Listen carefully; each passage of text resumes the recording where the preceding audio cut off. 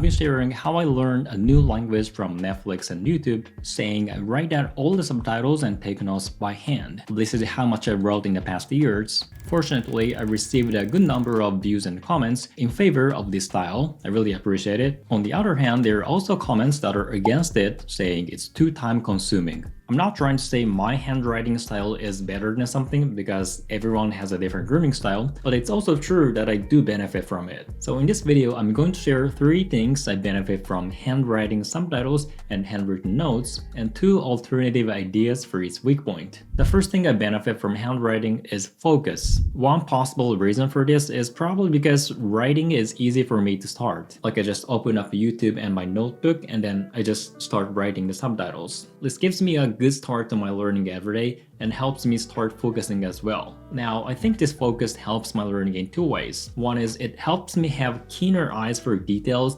especially for the things I don't understand. Well, this is important for me because if there is anything I'm not clear about, that's an opportunity to learn new things. But when I just look at subtitles on the screen, it makes me feel that I understand, especially when there is translation. But in fact, I overlook the details that I actually don't understand, so this makes me feel I'm missing out on opportunities to learn. However, when I write down the subtitles on actual paper, I become more sensitive to details like, do I really understand this grammar, or do I really understand this word, something like that. And in the case I don't, I just look it up and make sure that I'm learning. And if there's anything that draws my attention, like the most frequent one is, these 2 words are similar, but what is the difference? Something like that. And in that case, I just take notes as the additional information related to the original sentence. So this is just how I feel, but when I write on paper, I turn more things into learning opportunities. The second thing that the focus helps my learning is, I feel I become better at analyzing the sentence structure, like subject, verb, object, adverb, things like that,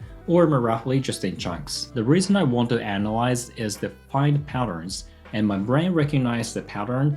That's when I become able to use them. Like this sentence is basically the same as that one I saw before, even though some of the words are different. That's when my brain realizes that, oh, when I want to say this pattern would work good. So I keep finding patterns this way and gradually become able to say more of what I want to say, and this is one of my ways to build a second language brain. Now, finding patterns may sound overwhelming, but I don't think it should be, because our brain is the most energy consuming organ in the human body, so by nature, it also has energy saving functions such as pattern recognition. So even though there may be those who are better at this and more or less not, but I don't think it's like an extremely difficult thing. Just bring information to your brain and I think it will just detect patterns, more or less because that's how a human brain works. So to quickly review this section, handwriting helps me focus, and with the focus, I can notice the details that I actually don't understand, turning them into learning opportunities. I become better at analyzing the sentence structure, which helps me find patterns in the target language, which is one of my ways to build a second language brain. The second thing I benefit from handwriting is I feel I have better memory when I write. I think some people feel the same way.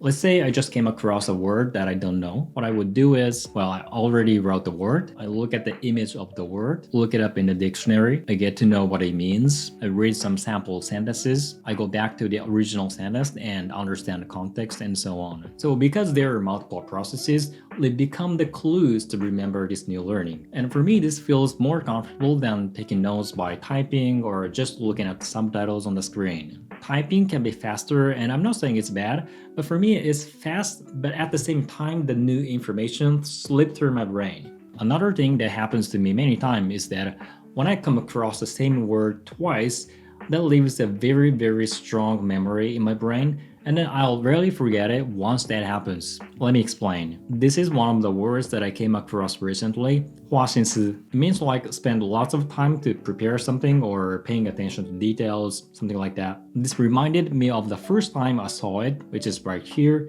and this first time was actually more than a year ago. But I still clearly remember who said this In what context? Probably because I wrote it down by hand. And now that I saw this twice, my brain recognizes this is something important to remember, and then somehow it firmly sticks in my memory. I'm not trying to say I have a good memory or something. I actually forget many things, so I often look up the same word again and again. I just wanted to share this thing because this happened to me not just once or twice, but many times. So let me know in the comment section if you have a similar experience. The last one is very simple. It always gives me a feeling of achievement when I finish writing each episode, and this makes me want to jump onto another. This is how much I actually wrote in the past years. It's about 600 pages or 300 sheets of paper front and back. It's really rewarding to look at it, and it also generates confidence thinking about how much I actually spent time and learned, especially because as far as I know, language acquisition takes place subconsciously. So this kind of something tangible helps me feel I am making progress for sure.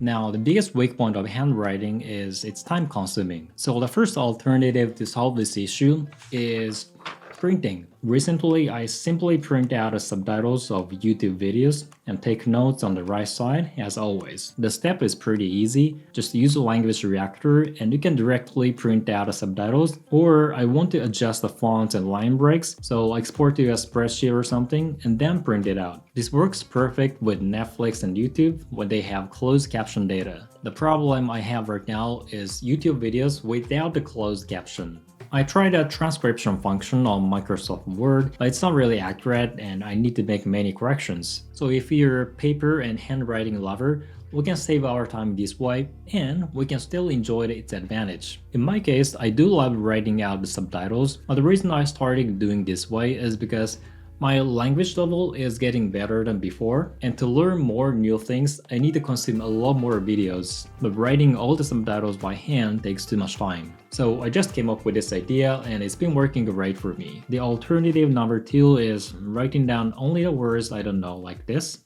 I think this works only when my language level is already pretty good. I tried this in my Mandarin learning, but it actually didn't work because my Mandarin is getting better than before, but still not good enough. So I still need sentences to understand the new words or grammar. But in the case of English, I only need to know the words and that's fine. And I probably don't even need to handwrite at this point. So I think this alternative is for people already at an advanced level in the target language. Alright, that's all I have for today.